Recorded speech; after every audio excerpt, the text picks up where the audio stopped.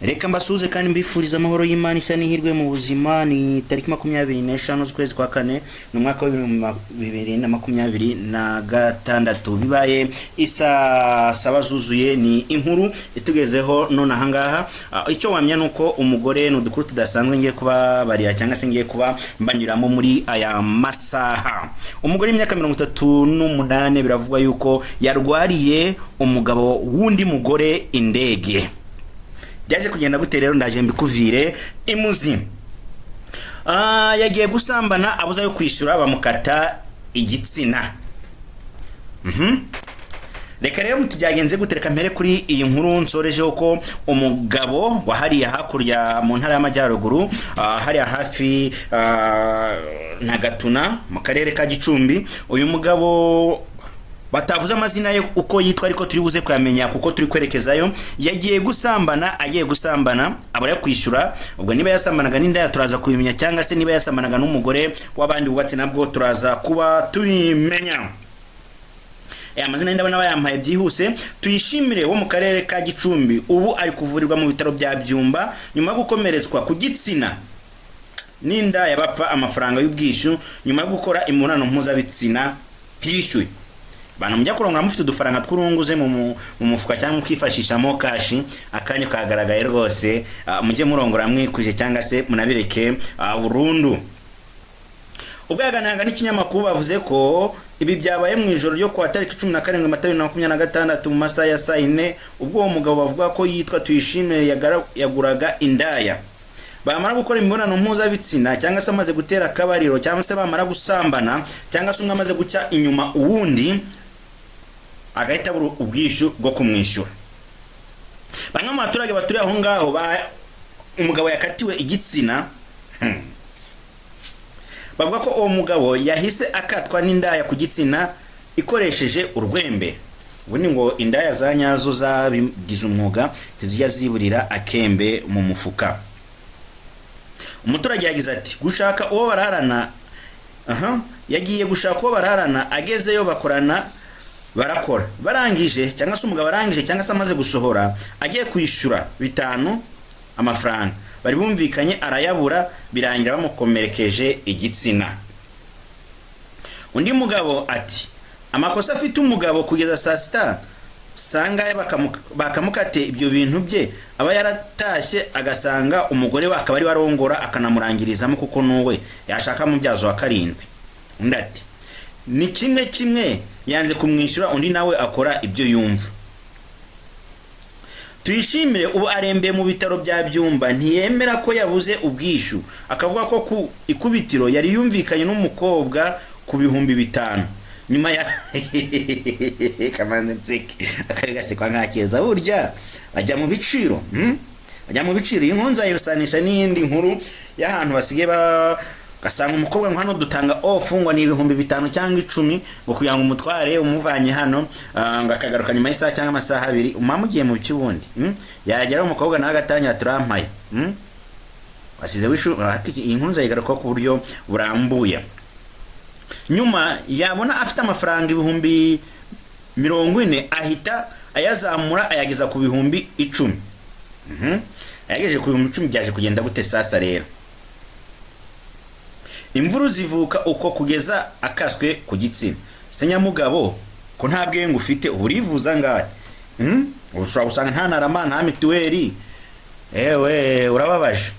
Umuvugizi wa polisi mu ntara y'amajyaruguru IP Inyase ngira abakunzi yabwiye TV na Radio 1 tukashimye nuko ayo makuru bayamenye ndetse ukekwaho icyaha arafatwa ajanwa kuri station ya polisi ya Byumba hariya Igicumbi. N'uwakorewe icyo cyaha ubu yajanwe mu bitaro. Mwari mu bitaro, undi ari kuri station ya polisi hariya Ibyumba. Twavuga ngo urembye akomeze kwihangana, ariko namwe mwanda yamwe duke twiza natwo dutanga umugisha n'amahoro n'umutekano. Ubuse wungutse kwa bamukase ubugabo bwe kandi bwari umaze kugushimisha, bwakugiyemo bukakurongora ukarangiza ukishima, yari kugwa n'ibyo 5,000 cyangwa ibyo 4,000. Yo wamera ibyo 4,000 ukajya kubirya ko nawe wari upfonye ibyishimo, nubwo namwe mwabigize nk'akazi bura nta byishimo mwa mukibitegerejemo. iyo mureka kigendera amahoro ubu kufunzwe nawe akaba ari mu bitaro urumva ni nka wawe ufata umuntu yamara kumufata akamwica amaze kumwica agiye kubura muri gereza yisha umugore we umugore baramushinguye umugabo amusize muri gereza cyangwa aratorotse abana batangiye kuhazaharira kandi mwapfaga imitungo urumva icyo kintu kiba ari cyo ubu ari wowe byabe mu 5 cyangwa se 10 wa mwatsi ntabwo biriye umugabo nagiye ko ari kuborera mu bitaro wenda kubw'amahirwe arakira namara gukira asanga umugore we ariko yabaye igisebo ku Karubanda ibintu n'umukora mujye mushiramo inyurabwenge mwongere mutekereze kabiri kuko mudatekereje kabiri anytime muzasanga mwisanze ahantu mutagakwiye kuba muri cyangwa se mutakabaye muri dore ko isi yameza amenyo isi nta mikino ifite isi nta pardon ifite umuntu numwe ukirukira inyungu nyinshi kuko ushaka kwirukira inyungu nyinshi na duke warutegereje cyangwa se duke warukeneye ukaba waza kuba utubura cyangwa se ntube watu ubona mbere ko nkomeza iyi nkuru yo iratangaje ibintu biri kubera Gicumbi nakasa mutwe ndagusabye niba utarakora subscribe like share na comment kandaho ubundi kugira ngo iyi nkuru nyikubare neza nitonze ejo bundi hari umugabo twari turi kumwe ahantu ntari buze kuvuga ambwira story ngira ngo ni filme arambwira ukuntu yakundanye n'umuntu akamurwarira indege bagatandukana nyuma y'imyaka umwe afite umwana w'imyaka 18 undi afite imyaka 23 bakaza kongera guhura urukundo rukongera ukirema kandi umwe afite umugabo undi afite umugore urumva ubwo umwe afite ngitengo iki bya bindi bita second below umwe afite umugabo wundi n'undi afite undi mugore kandi kureki umwe yakunze undi bakira abana bakiri batoya ubwo bongeye guhura none babibwirana babisubiramo mu mateka bamaze gukora batangiye nakazi iyi nkuru nzayibasubiramo yo nitonze icyo ngiye kukubwira cyo nuko umugore ufite imyaka 38 utuye mu karere ka Gicumbi abanyagicumbi mu kuvuga aho dukoryo twinshi aravuga ko yarwariye umugabo urukundo cyangwa se yamurwariye ari umugabo uri kumuhogoza umutima ku buryo ki ajya arwara indwara y'urukundo izwi indege cyangwa se akadege undi indwara tuyizi ku bakobwa n'abahungu hamwe umukobwa kunda umusore cyane akamwimariramo ku byo ki icyatekereje cyose abari gutekereza wa musore yimariyemo umusore yaba cyatekereza cyose akaba ari gutekereza wa musore yari wa mukobwa yari yimariyemo kurya bikamunanira hari nabo twiganye babatwaraga ku bitaro gasanga umuntu bamuhetse wajya kumva ngo yarwariye umugabo twirambona cyangwa se yarwariye Theo cyangwa se yarwariye ngiye gugu nta muntu wandwarira ariko iyo ndwara zanye muzibeho ukubangwa sinzi n'urukundo nk'urwo rukiba rwo kuvuga ngo umuntu yarwariye yundi urukundo kubyo wamurwarira na kadege ibi bintu ntabwo bikibaho rwose mwabantu mwe urukundo nk'urwo sinkirwemera akiyakizwa nuko y'urukundo izwi nk'indege akayikizwa nuko amuhaye ikizere uyu mugore ngo akizwe y'indwara nuko amuhaye ikizere cyuko nawe amufite ku mutima avuga ko ashobora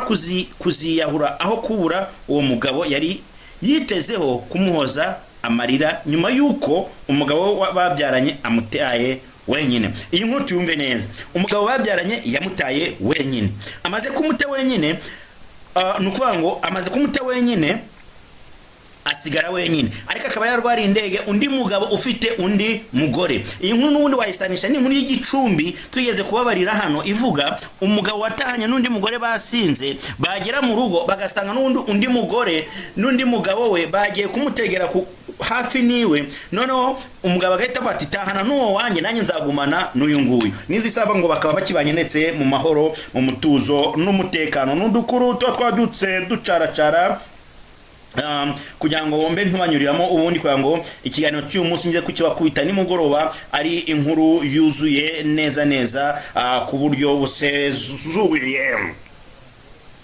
Perezida William Ruto yanenze icyongereza kivuga muri Nigeria ibi yabinenze kubera iki William Ruto yaganiraga n'abanyakenya baba mu Butaliyani yavuze ko icyongereza kivuga neza mu gihugu cyabo bitandukanye cyane nuko bimeze muri Nigeria yagize ati uburezi bwacu buhagaze neza icyongereza cyacu ni cyiza turi mu bavuga icyongereza kizwi ku isi wumvise umunyanigeria avuga ntumenya icyo ari kuvuga uba ukeneye umusemuzi niyo yaba avuga icyongereza Ikindi wamenya nuko uburugi bwamaganiye kure amakuru avuga ko bwahaye intwaro Uburundi buzifashisha butera u Rwanda ariko ubundi Uburundi bwateye u Rwanda byagenze gute bibyo sinjya mbibona nk'ibintu byabaho cyangwa se bizabaho kuba Uburundi bwatera u Rwanda Perezida Kagame yagaragaje icyerekezo cya Afrika mu biganiro by'Chantilly yatangiye mu Bufaransa hariya aho yagiriye uruzinduko rw'akazi cyangwa se yitabiriye inama iri kubera hariya mu Bufaransa. Shampiyona y'u Rwanda y'ikiciro cya mbere mu Rwanda Premier League yahinduriwe izina yitwa Beka Premier League bw'amasezerano yasinyanye na banki ya Kigali ya Beka. Ni Mr Jean Ngugu, ni morning update. Ndabakunda, ubundi dukomeze kuryoherwa n'umunsi mwiza. Nyagasana bane namwe, ndabakunda kandi mbahoza ku mutima.